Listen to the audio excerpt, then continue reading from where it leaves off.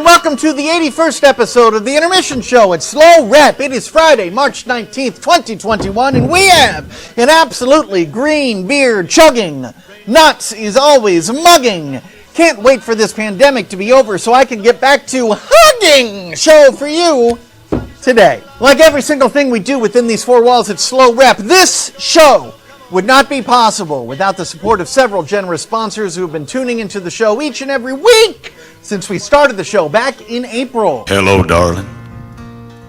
Nice to see you.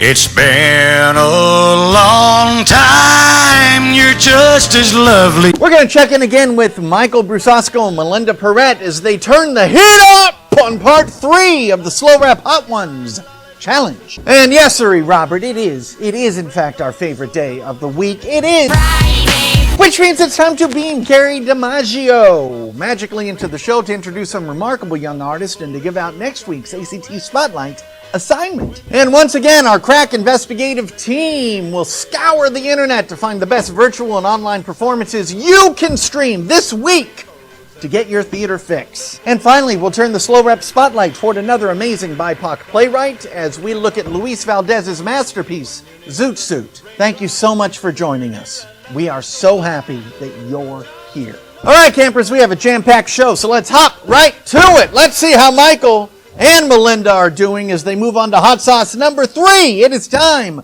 for the SLO REP Hot Ones challenge.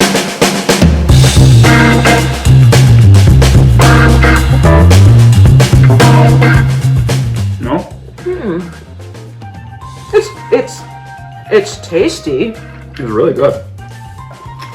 I still feel like I have residual burn from the sriracha, the first one. What is the best costume you've ever? I just kicked in.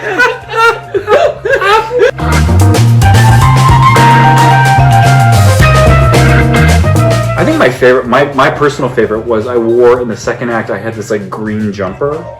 And it really wasn't like the most flashy or the most, like that turtleneck was amazing. But that green jumper, and it was so 70s and it had that huge like Mike Brady collar. So I loved wearing it so much, it was so good. What was yours? I loved both of my costumes. I just thought that they were so perfect for the period.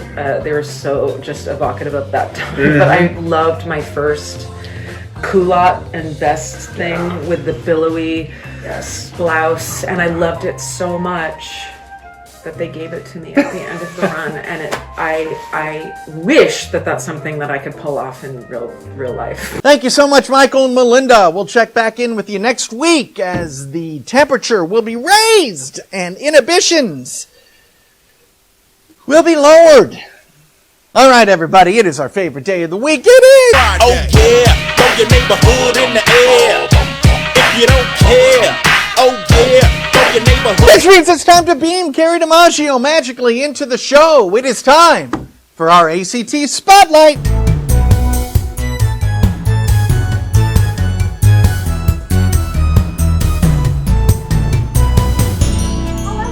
Welcome back to ACT Spotlight. It is great to be here with you today.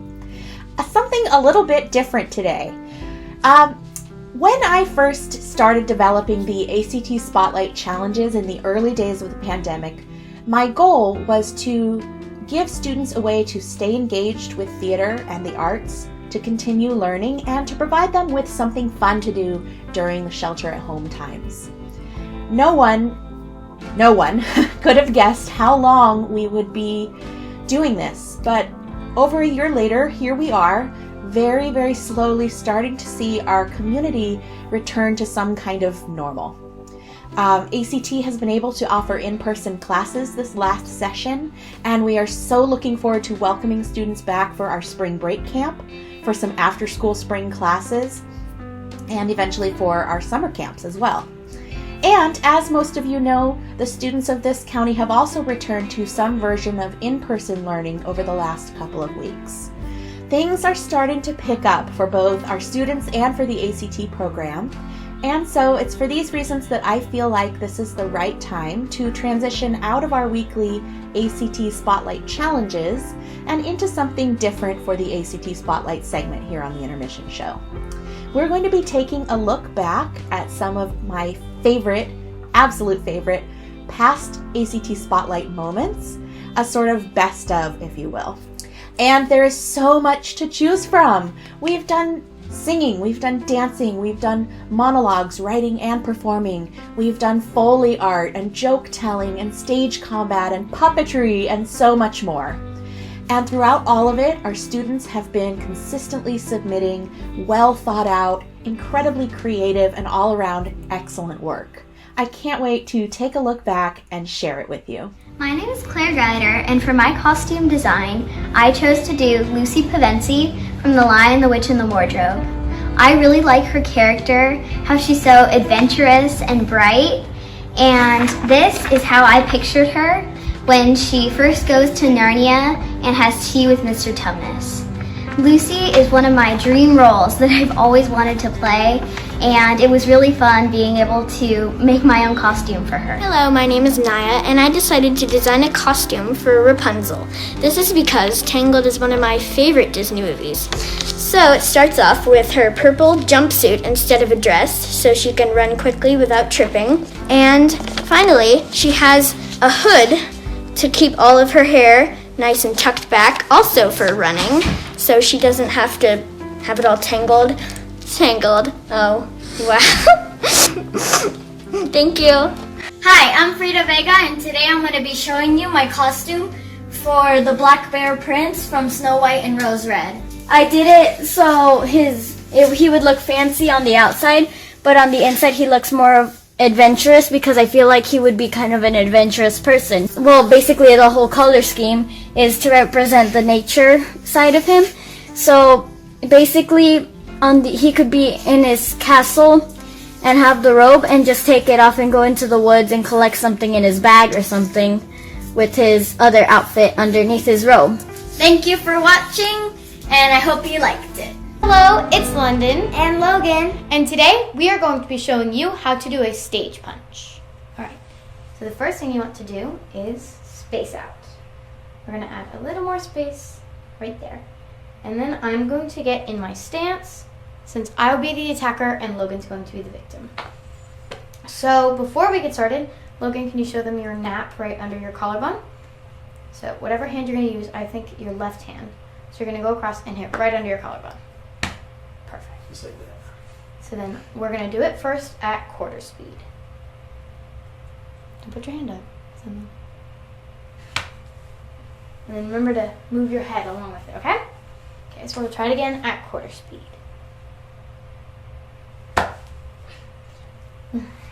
And now we'll do it one more time at quarter speed. Ready? Now we're going to go to half speed. So we're going to go a little faster this time. And then one more time at half speed. And now we're going to do full speed. You ready? Good job. And one more time at full speed. Cool. Ready? Good job. All right, so we're going to start at quarter speed. Good. Ready? One more time. All right, thank you. Bye. Thank you so much to all of the students who have participated in the ACT Spotlight Challenges. As Kevin says every week, we have loved seeing your work. All right, and just as a reminder, we have some really excellent in-person theater education opportunities coming up. We hope that you will join us for ACT's Spring Break Camp, or our after-school spring class session, or our ever-popular summer camps. All of the information and registration is available on our website, slorep.org. Thank you so much for joining ACT Spotlight this week. Bye. It is time to see what's streaming out there in the theater world this week. Remember, if you're missing the rehearsal room, you can tune into the New York Theater Barn's New Work Show every Wednesday evening at 7 p.m. Eastern Standard Time. Each episode features selections from 2 musicals and conversations with their creators. Also, SLO Rep staff highly recommends Moby Dick in the Dark, presented by Theater in the Dark, which brings you a live audio theater adaptation of the story of Moby Dick. Tickets for this audio play are pay what you can and can be secured at the link in the description. All right, it is time to highlight some essential BIPOC voices in theater. Today's featured artist is Luis Valdez. Playwright and director Luis Valdez is considered the father of Mexican-American theater. In 1965, he founded El Teatro Campesino, a theater of farm workers in California. In later years, Valdez has tried to portray Mexican-American life for a mainstream audience, and his popular 1987 film La Bamba helped him do that. ZOOT SUIT ran in 1978 at the Mark Taper Forum in Los Angeles and played for 46 weeks to more than 40,000 people. With ZOOT SUIT, Valdez became the first Chicano director to have a play presented on Broadway in 1979. In 1981, it was made into a film. ZOOT SUIT tells the story of Henry Reyna and the 38th Street Gang who were tried for the Sleepy Lagoon murder in Los Angeles during World War II. The New York Times says, though the play was written in 1978 and set in 1942, Mr. Valdez feels his story is timeless and its themes part of an ever-repeating historical cycle. You can order a copy of this groundbreaking script at the link in the description. All of us here at SLO REP encourage our patrons to get to know this important play.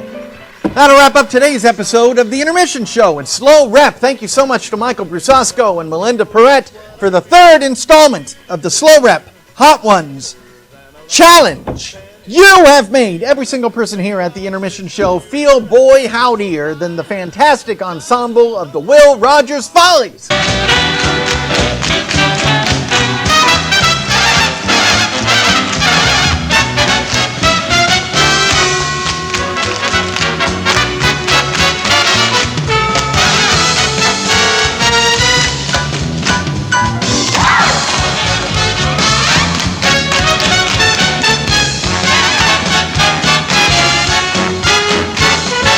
And as always, thank you so much to medical personnel, essential workers, county and city officials, and everyone who is working around the clock to bring this crisis to an end as soon as possible. We cannot thank you enough. Thank you so much for joining us, everyone. Hug who you are allowed to hug and have a great weekend. We will see you soon. Wear your mask.